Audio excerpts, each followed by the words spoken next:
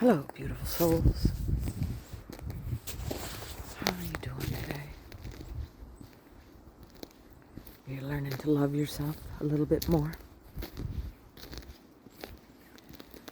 What I've noticed on my healing journey is when I started loving myself a little bit more, there was a lot less that I could tolerate.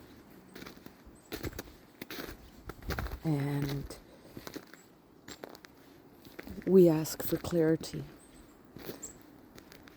What we may understand less of is that the clarity will come in unexpected ways. Of us sitting in a conversation or around people and we're like, nope, I see through this. And you kind of start feeling more alone.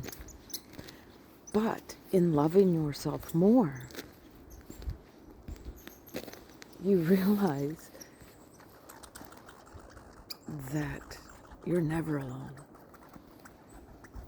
You always are one with everyone.